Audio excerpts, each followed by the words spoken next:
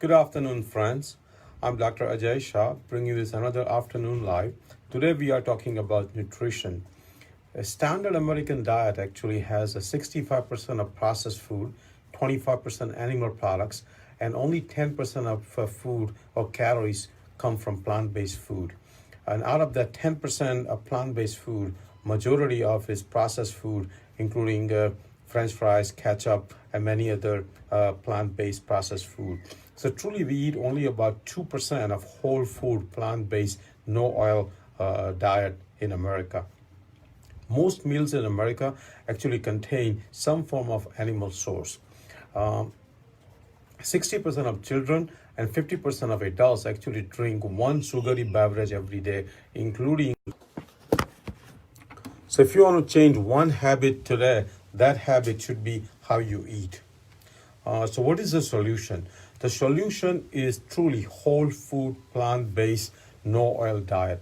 And that diet is the one I've been recommending on our Facebook page for last 2 or 3 years. So when we start whole food, plant-based, no oil diet, it should be 90% of our calorie should come from vegetables, fruits, and intact grains. Only 10% of calories should come from animal products. Ideally, it should be 100% whole food, plant-based, but most people cannot go without animal products periodically. So I essentially think that 90% compliance rate with whole food, plant-based diet is sufficient for most of us. In terms of the beverage, water should be a beverage of our choice. Matter of fact, in Canada, the Canadian food plate actually has replaced dairy as a beverage of choice, and water is a beverage of choice in Canada. So I essentially agree with Canadian food plate that the beverage of choice should be water. In terms of how much calories we should eat, we should be eating calories to maintain body mass index of about 22 to 23. So if your body mass index is above that, try to create a deficit of about 500 calories per day. So what is whole food plant-based diet? Whole food plant-based diet means eating raw vegetables, cooked vegetables with water, having 5 servings of fruits. In terms of the vegetables, ideally you should be eating 1 pound of raw vegetables and 1 pound of water cooked vegetables, 5 servings of fruits, intact grains, including quinoa, barley, whole wheat, whole brown rice, all those kind of intact grains to make up the total caloric need. But the first base should be vegetables and fruits, and then add those intact grain for the total calories you need per day. Obviously, if you are an athlete, then you may need more calories and you may need more intact grains. If you are burning a lot of calories because you are in sports or you are doing a lot of physical work, then you may have to add some nuts to make up for the calorie. Because as I explained you before, vegetables and fruits have less than 300 to 500 calories per pound. So to make up for the high caloric need, we need to add intact grains, which has about 1,000 calories per pound, and nuts, which has about 25 to 2,700 calories per pound. We should be also eating 1 to 2 tablespoons of flax seeds every day. Seeds are very important for healthy living. And processed food should be less than 5%. In terms of the fiber is one of the most important nutrient for living long. Fiber actually is one of the only nutrient where it's proven that eating more fiber makes you live long and prevents many disease. Fiber, particularly soluble fiber, is also important to maintain a healthy microbiome, healthy bacteria in our colon. I will be doing a separate talk on fiber and microbiome, so please stay tuned for that. That will be about 1 hour to 2 hour long talk on fiber and microbiome. So fiber is very important. Plant-based food also provides us phytochemicals, antioxidants, and it's also low in saturated fat. So definitely plant-based food has a lot of significant health benefits. Plant-based food also has a high water content, so the caloric density is low, and actually because of that we can eat a lot more quantity of food, including vegetables and fruit. So again, plant-based food is low calorie dense food, so we can eat a large amount to have a satiety, and to have a fullness. In terms of macro and micronutrients, we all need to have adequate carbohydrate, protein, and fat. In my opinion, the ideal ratio of macronutrient should be 70 to 75% of carbohydrate, obviously complex carbohydrate with a whole food, plant-based, no oil, plant-based food. About 12 to 15% of fat, mostly poly and monounsaturated fat, and minimum saturated fat, and about 10% protein. If you look at the blue zone diets where people live long, healthy, and happy up to 100, they have about 70% calories coming from carbohydrate. They actually have a very low calorie coming from protein. Okinawa, for example, has only 9% calorie coming from protein. In America, a lot of the fad diets, including keto diet and paleo diet, recommends a much higher amount of protein. But it's proven now that the high intake of protein actually makes you live less and cause a lot of disease, including cancer from eating animal protein. So again, protein should be only about 10%. I have recorded a separate video on how much protein you should take. So please reach out to that YouTube video, how much protein you should take. And like I said, again, the beverage of choice should be water, not soft drink or juice or anything like that. Definitely not milk or dairy. So when it comes down to carbohydrate, we should be eating complex carbohydrate, whole food, plant-based. And that diet actually has shown to increase the lifespan. When it comes down to the fat, we should be eating, like I said, only about 12 to 15% calories should come from fat, and it should be mostly poly and monounsaturated fat. We should be also eating food with omega-3, including flaxseed and walnuts.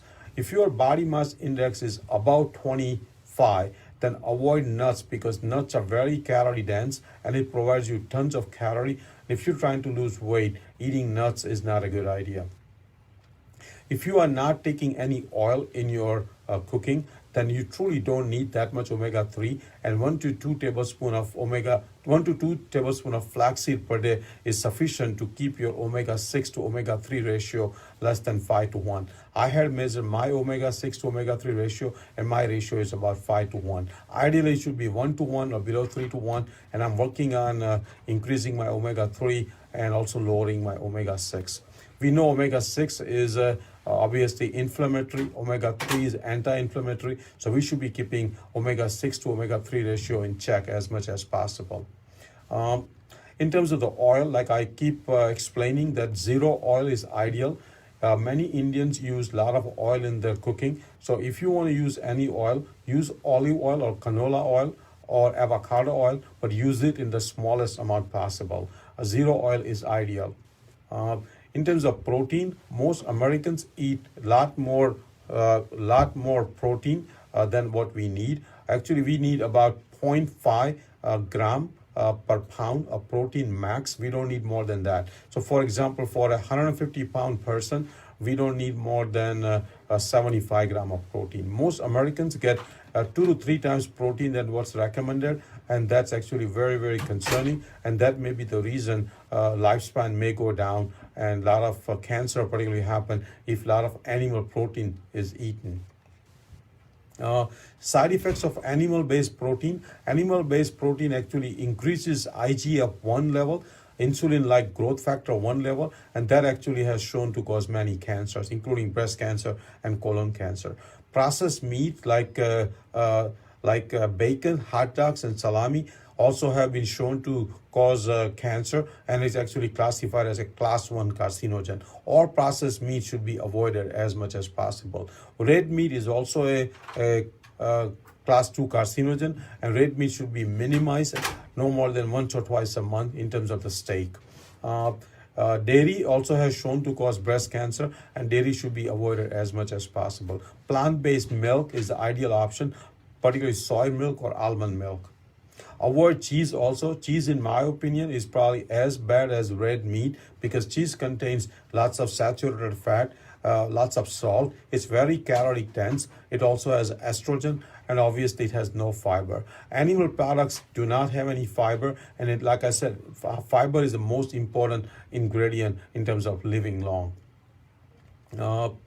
In terms of the salt, we definitely are eating 2 to 3 times more salt than what is recommended. We all should be eating less salt. Avoid the salt as much as possible, particularly if you have a high blood pressure. At our house, we absolutely use no salt. Only salt we get is what the salt in the natural food, in the whole food plant based. We don't add any salt to any of our cooking. If you are vegan, you should be taking vitamin B12 supplement every day, or at least once a week if you're taking higher amount. So B12 supplement is must if you are vegan. Actually, in my opinion, everybody should be taking B12 supplement, even people who are not vegan. Vitamin D supplement, if you are not exposing yourself to enough sunlight per day, particularly living in Michigan where I live, vitamin D supplement is also beneficial. So again, this was something we covered on healthy eating. There's also concept of intermittent fasting, where we create a window of not eating 12 to 16 hours. Intermittent fasting has shown many benefits, including weight loss, cancer prevention, prevention of prediabetes, diabetes, and many other benefits. So definitely trying intermittent fasting, not eating 12 to 16 hours per day would be beneficial. Try to have no meal or minimum small meal after 6 p.m. if possible. So in general, eat whole food, plant-based, no oil diet. Have your 1 pound of vegetables, raw vegetables, 1 pound of cooked vegetables with water, 5 servings of fruits, and then add intact grains to make up the calorie. Have nuts only if your body mass index is below 23, otherwise avoid nuts for now. Take 2 tablespoons of flaxseed to get enough omega-3.